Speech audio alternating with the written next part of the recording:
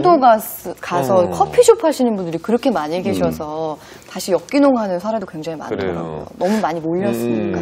돌다리도 두들겨보고 건너라는 말도 있는데요. 우리가 이것저것 조심하고 준비해야 될 것들이 많을 것 같습니다. 우리가 귀농 이야기를 함께 살펴봤잖아요. 근데 요즘 귀농뿐만이 아니라 귀여 귀촌을 하는 분들이 있다고 하거든요. 그분들은 어떻게 새로운 삶을 살고 계신지 함께 만나보죠.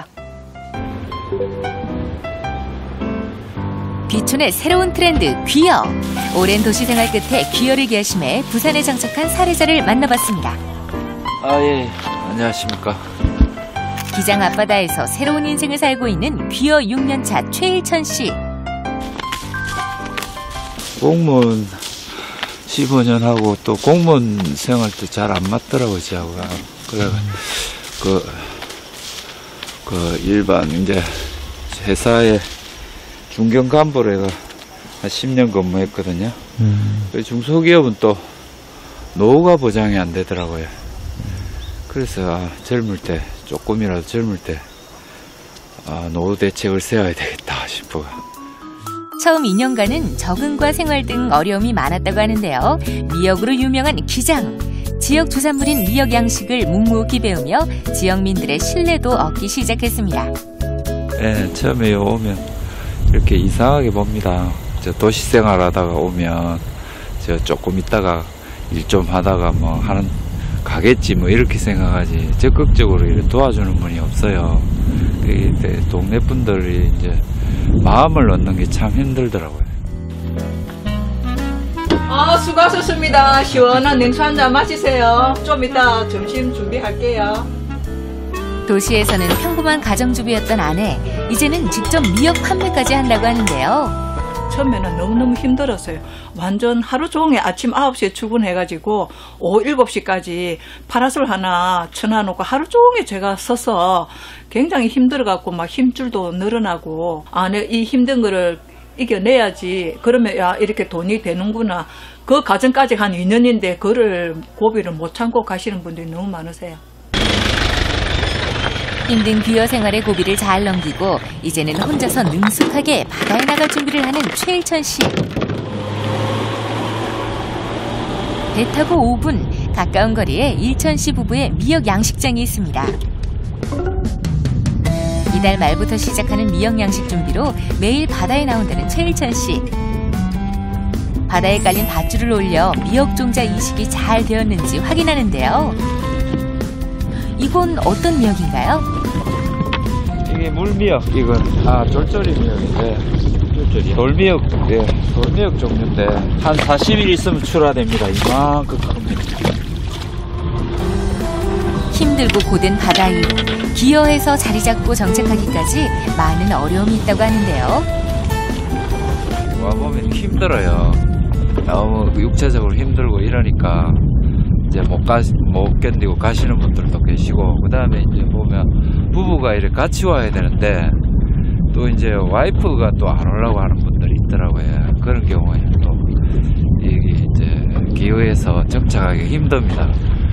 그래서 저는 그런 분들은 가시라요. 웬만하면 부부 같이 와서 같이 하면 성공 확률이 높아요. 새로운 삶의 터전에서 열정을 갖고 최선을 다하는 부부. 바다에서 다시 만들어가는 그들의 인생 2막을 응원합니다. 귀농보다 일반적으로 귀여가 더 어렵다고 많이 얘기를 들었었는데 성공적으로 저분은 안착을 하셨습니다. 근데 참 대단하시네요. 20년 넘게 컴퓨터 앞에 지내시다가 이렇게 완전히 삶의 터전이 바뀐 건 쉽지 않았을 것 같아요. 그러니까 귀농 귀촌한테 벗어나서 이제 귀촌이 됐는데 그럼 이제 가는 지역도 이제 또 달라지고 또 하는 일도 또 굉장히 다양해졌었는데 이것도 굉장히 어려울 것 같다는 생각이 더 들어요. 네. 좀 고급 정보 있을까요? 잘 적응할 수 있는? 기여기촌은 일단은 기여기촌 종합센터가 있습니다. 이거는 지금 부산 기장에 있는데 거기는 이 기어는 해양수산부에서 담당하고요. 귀농기촌은 농식품부에서 담당하고요. 그다음에 이제 귀산이라는 용어가 또 있습니다. 그러니까 산촌으로 가는 사람들. 이거는 이제 산림청에서 담당하는데 요게 그러니까 귀농귀촌 종합센터나 기후귀촌센터나 이런 데 가서 홈페이지에서 좀 도움 받고 그러면은 좋을 것 같습니다. 네, 윤 대표님 뭐 귀여 자금 지원 같은 게 있다면서요? 어떤 자격 조건이 있나요? 정책적으로 이제 귀여 자금 같은 경우에도 자격 조건이 있는데 기여만 했다고 무조건 드리는 이제 공돈이 아니라 네. 이제 이것도 이제 기여하시는 지역이나 아니면 거주 횟수, 양식 기회관 또는 개인 신용도를 보고 있거든요. 또 이런 정책 자금은 이제 말씀하신 것처럼 그 기여귀촌 종합센터에서 많이 이제 안내하고 있으니까요. 이렇게 찾아보신다면 큰 도움이 되지 않을까 싶습니다. 네. 네. 지금 뭐 화면 봤지만 이분이 특별히 잘하고 있는 점이 있다면 어떤 게 있을까요? 그러니까 제 입장에서 봤을 때 가장 큰 잘하신 점은요. 네. 차별화를 최소화하신 점을 가져오는 가장 차별화를 최소화하신 거예요. 무슨 뜻이냐면 보통 기성이든 기여든 이게 하시는 분들 보면 이제 차별화 하시는데 아까 말씀드린 차별화라는 건 기회도 되지만 또 반대로 온갖 시행착오를 직접 겪으셔야 되는 리스크가 커지는 위험 요소가 되거든요. 네. 그래서 몰라서만 아는 게 아니라 아는 이유도 있는데 이분은 차별화를 하시는 게 아니라 기존에 있는 시장에 철저하게 초보자의 자세로 묵묵히 그리고 또 어떤 일이 적응되는 데는 최소의 기간이라는 게 필요한데 아까 말씀하신 2년 정도를 꿋꿋이 그 일을 적응하신 그 자세가 가장 저는 좋게 평가하고요. 와. 두 번째는 그 안에서 차별화라고는 오로지 판매에 있어서 네. 그거의 판매 루트에서 차별하신 것 같은데 그 판매는 본인이 가장 잘하는 거 그럼 가장 잘하는 겁니까? 소비자의 눈높이를 가장 잘하시는 거예요. 네. 보통 귀농이든 귀촌하시는 성공하신 분들은 생산에서 승부 보신 것보다 판매와 소비자의 눈높이를 가장 잘하시거든요. 네. 소비자한테 신뢰를 주시고 그분들한테 직판하셨던 것이 저는 가장 큰 장점이 아니었을까 판단하고 있습니다. 네. 차별화를 최소화한 것이 성공의 요인이다. 참 어떻게 보면 굉장히 역설적으로 들리는 말 같기도 한데요. 이렇게 농작물 같은 걸 단순히 생산하는 것뿐만이 아니라 뭐 특별한 판로를 개척한다거나 또 다른 뭐 이익을 창출한다거나 이런 게 또 성공 요인이 되기도 하잖아요.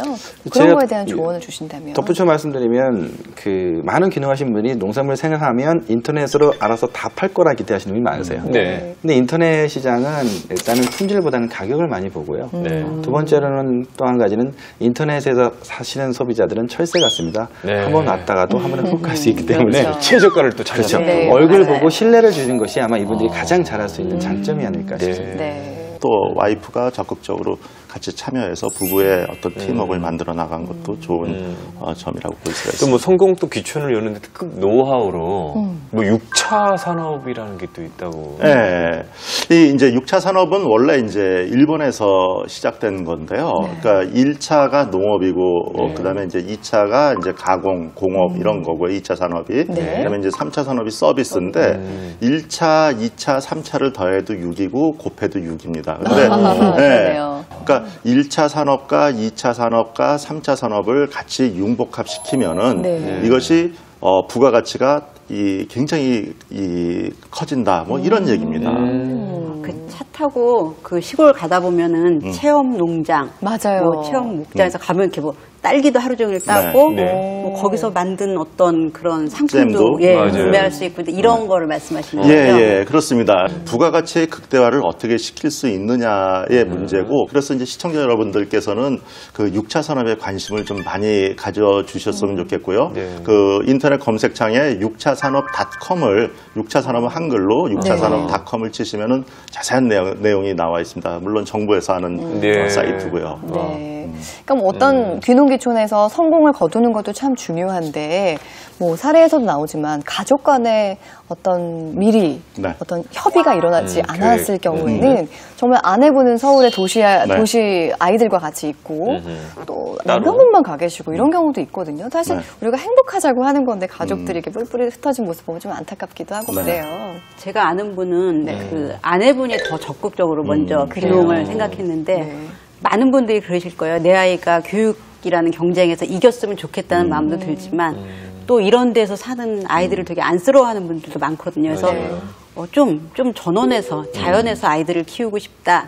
그래서 이제 알아보니까 그런 가정들이 많이 귀농한 지역이 있어서 아내분하고 남편분하고 뜻이 맞았는데 네. 굉장히 잘 사세요. 예, 그렇게 되면 정말 잘 사시는 것 같아요. 네.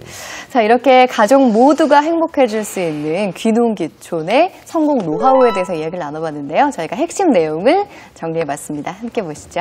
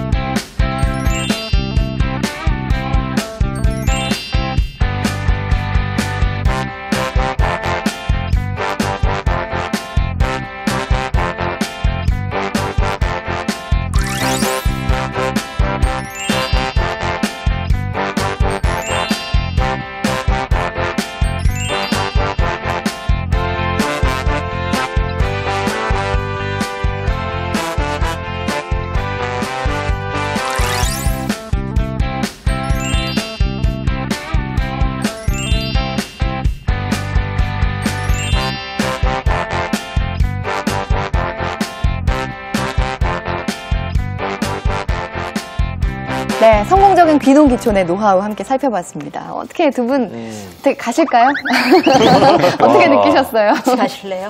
저는 좀 오늘 충격적이었던 게 저는 그냥 아까 얘기하셨던 감성 쪽으로 이 복잡한 도시를 떠나서 멋있게 들녘을 바라보고 있는데 이거 현실하고 아니 다른 제가 생각하고 있었네요. 거기도 치열한 곳이었어요. 뭔가 많이 고민해야 되고. 치밀한 계획을 갖고 가야 된다는 것 같다가 뼈저리게 느꼈어요. 네. 저는 시어머니가 이미 가 계셔서 이제 좀 방문을 자주 하는데 네.